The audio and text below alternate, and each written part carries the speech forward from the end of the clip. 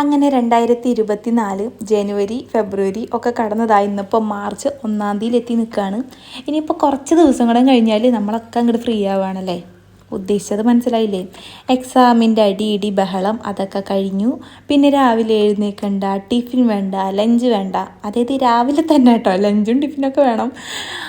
അപ്പം അങ്ങനത്തെ ഒരു സമാധാനത്തിലായിരിക്കും എല്ലാവരും ഇപ്പോൾ വെയിറ്റ് ചെയ്ത് ഇരിക്കുന്നുണ്ടാവുക. അപ്പോൾ എന്തായാലും കഴിയാനായില്ലേ. ഇന്നിപ്പോൾ ലഞ്ചിനും പിള്ളേർക്ക് ലഞ്ചിനൊക്കെ കൊടുക്കാൻ പറ്റിയിട്ടുള്ളൊരു സിമ്പിൾ സംഭവം കാണിച്ചു തരാം. നിങ്ങൾക്ക് അഥവാ ഇക്കൊല്ലം പറ്റിയില്ലെങ്കിൽ അടുത്ത കൊല്ലത്തിന് യൂസ്ഫുൾ ആയാലോ. അപ്പോൾ ഞാൻ തക്കാളിച്ചോറാണ് ഉണ്ടാക്കുന്നത് കേട്ടോ. ഭയങ്കര സിമ്പിളാണിത് ഉണ്ടാക്കാൻ. ചിലപ്പോൾ നിങ്ങൾക്കൊക്കെ അറിയായിരിക്കും, എന്നാലും ജസ്റ്റ് ഒന്ന് പറഞ്ഞു തരുന്നു മാത്രം. അപ്പോൾ ആദ്യം തന്നെ നമ്മളുടെ ഒരു പാൻ ചൂടാക്കിയിട്ട് അതിലേക്ക് ഓയിൽ ഒഴിച്ച് കൊടുക്കുക. കോക്കനട്ട് ഓയിൽ ആയാലും ഒരു പ്രശ്നവും ഇല്ല കേട്ടോ. എന്നിട്ട് അതിലേക്ക് നമ്മുടെ കടുക് പൊട്ടിക്കുക. പിന്നെ നമ്മുടെ ബിരിയാണി നെയ്ച്ചോറൊക്കെ ഉണ്ടാക്കുമ്പോൾ ഇടുന്ന സ്പൈസസ് ഉണ്ടല്ലോ, ഏലക്കായ, പട്ട, കറിയാമ്പൂ, ബേ ലീഫ് ഇല്ലെങ്കിലും കുഴപ്പമൊന്നുമില്ല കേട്ടോ. എന്നിട്ട് ഇതൊക്കെ അങ്ങോട്ട് ഇട്ട് കൊടുക്കുക. ഒന്ന് പൊട്ടിത്തെറിച്ച് കഴിയുമ്പോൾ അതിലേക്ക് പച്ചമുളക് ഇട്ട് കൊടുക്കുക. എന്നിട്ട് ഒന്ന് സോട്ട് ചെയ്തെടുക്കുക. എന്നിട്ട് അതിലേക്ക് നമ്മൾ കുനുകുന അരിഞ്ഞ് വെച്ചേക്കുന്ന സവാള ഇട്ട് കൊടുക്കുക. എന്നിട്ടൊന്ന് സോട്ട് ചെയ്യുക. വല്ലാതെ വാടാനൊന്നും നിൽക്കണ്ട, ജസ്റ്റ് ഒന്ന് വാടിക്കിട്ടിയാൽ മതി. എന്നിട്ട് അതിലേക്ക് നമ്മുടെ തക്കാളിയാണ് നമ്മൾ ഇതിലത്തെ മെയിൻ ഐറ്റം. കാരണം തക്കാളി ചോറാണല്ലോ. അപ്പോൾ തക്കാളി അരിഞ്ഞത് ഞാനിവിടെ മീഡിയം സൈസ് തക്കാളി ഒരു 3 എണ്ണം എടുത്തിട്ടുണ്ട് കേട്ടോ. എന്നിട്ട് അത് അതിലേക്ക് ഇട്ട് കൊടുക്കുന്നുണ്ട്. എന്നിട്ട് പിന്നെ കുറച്ച് ഉപ്പ് കൂടെ ഇട്ട് കൊടുക്കണം. എന്നിട്ട് ഇതങ്ങോട്ട് നന്നായിട്ട് സോഫ്റ്റ് ആവാനായിട്ട് വെക്കണം. സവാള നമ്മൾ അധികം വാട്ടിയിട്ടില്ല, പക്ഷേ തക്കാളി നല്ലോണം വാടിക്കോട്ടെ, എന്നാലേ നമ്മുടെ റൈസിന് നല്ല ടേസ്റ്റ് ഉണ്ടാവുള്ളൂ.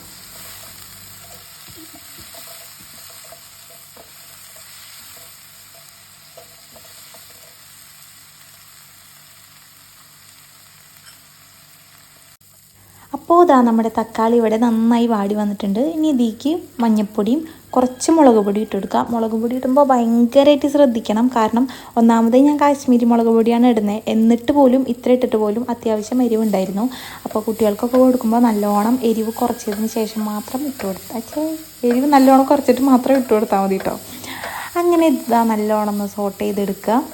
അപ്പോൾ നമ്മുടെ മസാല പരിപാടി കഴിഞ്ഞു. ഇനി എന്താണ് അടുത്ത പരിപാടി? നമ്മുടെ റൈസ് ഉണ്ടല്ലോ, അത് വേവിച്ച് വെച്ച റൈസ് ഇട്ട് കൊടുക്കുക. ഇതിപ്പോൾ ഞാൻ തലേ ദിവസം റെഡിയാക്കി വെച്ചിരുന്ന റൈസാണ്. ഫ്രൈഡ് റൈസിന് വേണ്ടി ഉണ്ടാക്കിയതാണ് ആക്ച്വലി.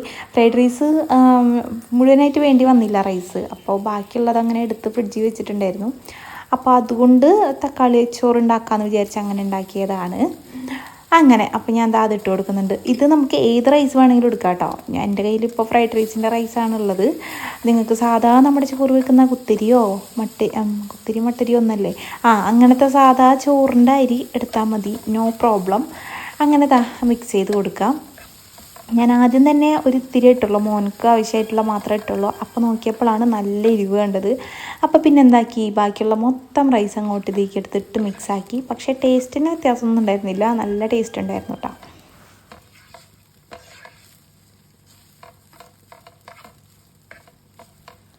അപ്പോൾ ഇതുവരെ തക്കാളിച്ചോറ് കഴിച്ചിട്ടില്ലാത്തവർ ഇതെന്തായാലും മസ്റ്റായിട്ടൊന്ന് ട്രൈ ചെയ്ത് നോക്കണം കേട്ടോ. നല്ല ടേസ്റ്റ് ഉണ്ട്. വേറെ കറിയുടെ കാര്യമോ ഒന്നും ആവശ്യമില്ല. നിങ്ങൾക്ക് വേണമെന്നുണ്ടെങ്കിൽ ഒരു ഇത്തിരി തൈര് ഉപ്പിട്ട് പച്ചമുളക് ഇട്ട് മിക്സ് ചെയ്തിട്ട് അത് കൂട്ടാം കേട്ടോ, നല്ല ടേസ്റ്റ് ഉണ്ടാവും. അപ്പോൾ ഇത്രയേ ഉള്ളൂ നമ്മളുടെ ഒരു അടിപൊളി റെസിപ്പി. നല്ല സിമ്പിളായിട്ട് ഉണ്ടാക്കാൻ പറ്റും കേട്ടോ. തലേ ദിവസമൊക്കെ ചോറ് വേവിച്ച് വെക്കാമെന്നുണ്ടെങ്കിൽ പിറ്റേ ദിവസം ഷട്ടപ്പടയെന്നും പറഞ്ഞിട്ട് നമുക്ക് ലഞ്ച് റെഡിയാക്കാനായിട്ട് പറ്റും. അപ്പോൾ എല്ലാവരും മസ്റ്റായിട്ട് ട്രൈ ചെയ്ത് നോക്കുക. ട്രൈ ചെയ്തിട്ട് അഭിപ്രായം എന്തായാലും അറിയിക്കാം കേട്ടോ. വേറൊരു കാര്യം കൂടെ പറയാനുള്ളത്, ആരെങ്കിലും ഈ ചാനൽ സബ്സ്ക്രൈബ് ചെയ്യാതെ കാണുന്നവരുണ്ടെങ്കിൽ ഒന്ന് സബ്സ്ക്രൈബ് ചെയ്യടോ. എന്താണ് ഇങ്ങനെ സ്നേഹമില്ലാണ്ട് പെരുമാറണേ. പിന്നെ നമ്മുടെ വീഡിയോസിനെ പറ്റിയിട്ടുള്ള അഭിപ്രായങ്ങളൊക്കെ ഒന്ന് കമൻറ്റ് ചെയ്യുക. എനിക്ക് കമൻറ്റ്സ് വായിക്കാൻ ഭയങ്കര ഇഷ്ടമാണ്. മാക്സിമം ഞാൻ റിപ്ലൈ കൊടുക്കാറുണ്ട് കേട്ടോ. അപ്പോൾ എല്ലാവരും ഒന്ന് കമൻറ്റ് ചെയ്യാം കേട്ടോ. താങ്ക്